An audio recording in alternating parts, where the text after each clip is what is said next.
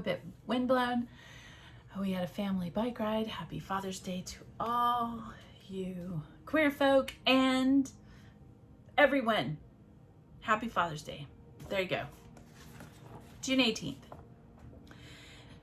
I haven't gone over this, so I'm doing it with you. To have faith is to trust yourself to the water. When you swim, you don't grab hold of the water, because if you do, you will sink and drown. Instead, you relax and float.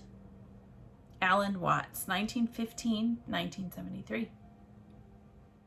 An old-timer asks a newcomer, do you believe the program works, or do you have faith the program works? I thought we had to resign from the debating society when we got here, replies the newcomer. Are we playing the semantics game? What's the difference between belief and faith? If I told you that I could tie a rope from the roof of one 40-story building to another and wheel a wheelbarrow across the rope, you might say, okay, fine, I believe you, explains the old-timer. But if you had faith, sight unseen, you would sit in the wheelbarrow. Now I ask you again, do you believe the program works, or do you have faith? That's a good question. Are we sitting in the wheelbarrow of recovery or evaluating the program from the sidelines? Living sober is like swimming. It requires an act of faith. It requires jumping in and trusting in the process. It takes faith to stay sober. Another member may say, it gets better. Maybe not right away. Maybe not today, but it does. But it is us, not them, who have to play our cards and take our chances. Many of us are waiting for proof from a program that doesn't feel a need to impress us. It is by facing fear of the unknown that we find courage, and it is by taking an extraordinary leap of faith that we expand our comfort zone. As is the case when learning to swim, being preoccupied with the what ifs makes us anxious and stifles us. We can expect the best, or if that's too controlling for us, welcome the best. Do I have positive expectations about my sobriety today? Reluctance is something I have to face some days. Each step along the way requires preparation. But eventually I have to dive into the unknown one more time and do it. I think that it's very difficult to understand how sobriety works unless you actually do it. And I think it's a lot like religion, right? I stopped going to the Kingdom Hall, and I didn't know if I was going to be okay with that. And I didn't have God anymore when I finally realized I went to ExJW meetings and they were godly people. And I had gone to different churches. I just didn't know if I could survive without God. And so, yeah, it takes a leap of faith not to surrender to the fact that you don't believe anymore, right? You wonder, can you really survive? I would imagine that it's the same with alcohol, right? Because, I mean, I saw my dad. We'd have family gatherings. Today's a perfect example of family getting together for Father's Day. So, you know, it's hard to be able to sit in, I would imagine, with people who drink.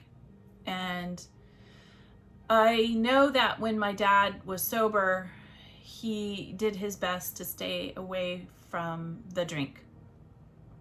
But when we would get together with family or friends, he didn't drink. He said, oh, go ahead and drink. But I knew that it did affect him. The smells affected him. The smells affected us because we as a family were so heightened when it came to how he reacted to alcohol, because we had such a different life if he started drinking again. And I think that is how it is with religion too, with my leaving God. It is really quite a leap of faith for me to believe that I could do it. I do believe people are very important in our lives. When you leave something, you have to have a reason, right? You have to have people around you too, to help you, to give you the encouragement to know that you'll survive. The same with alcohol, right? The same with alcohol. You would have to know that you could survive the day, the week, the month, right? The year, and still be okay. I saw my dad, and he survived. He had withdrawals, and we saw that he had his withdrawals. The same with religion. I had withdrawals. It took me a while. I had to really see how other religion worked and do my research about it so that I could feel comfortable in the decisions that I was making for myself. And that I encourage anyone.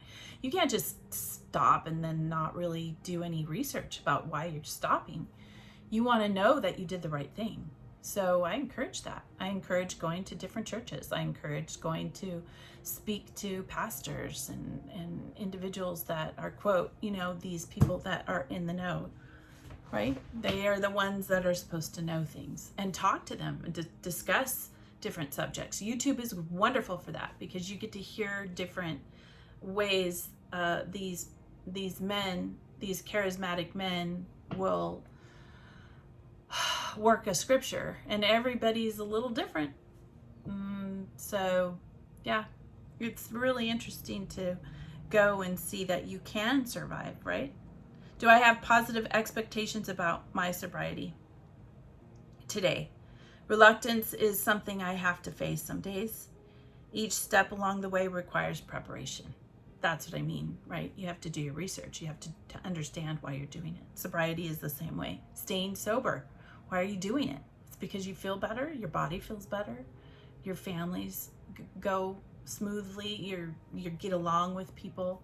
You find ways to, if you don't get along with your family, find ways, for instance, exercising and meditation, being quiet with yourself, going out and walking or biking or climbing, doing things with your family so that you can like them again and they can like you again if you're a parent.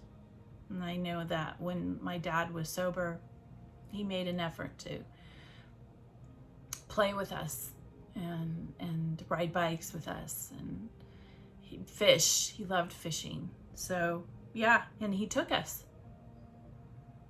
I have to dive into the unknown one more time and do it. And I like the analogy of swimming, right? When you swim, you can't grab, otherwise you drowned. You can't grab water. You have to relax into it. That my mom learned how to swim in her 40s, in her late 40s.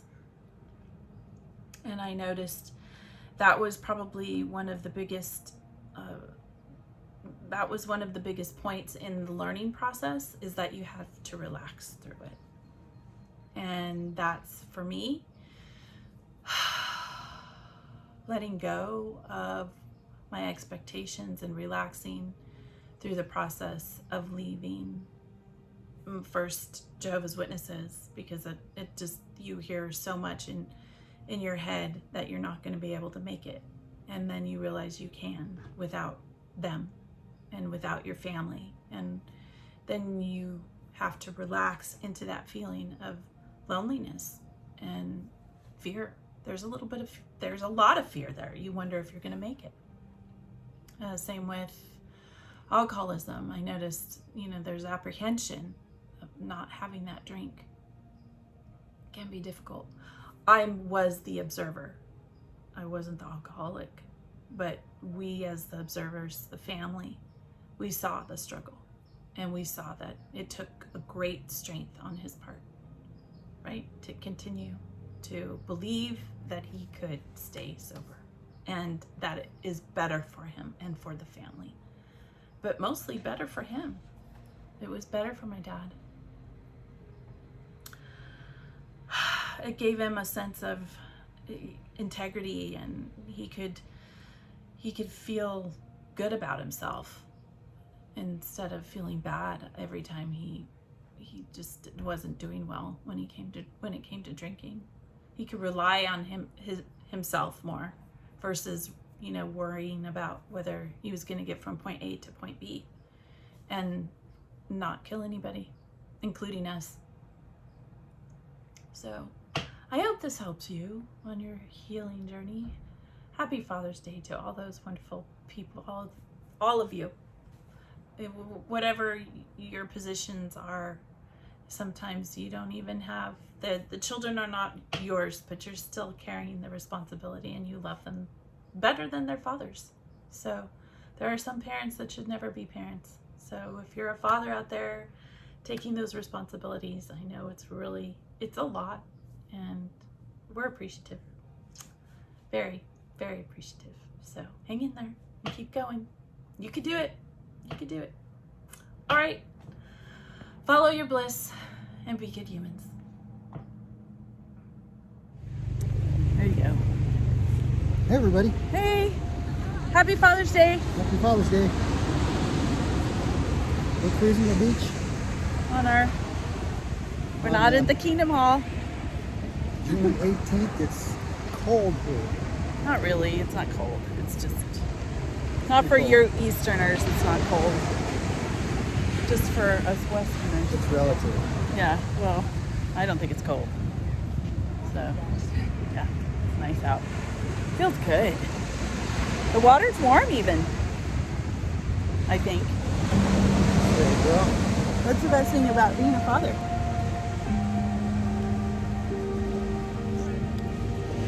Watching the girls grow up.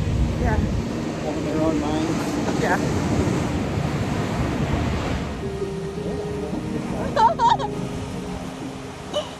Wow.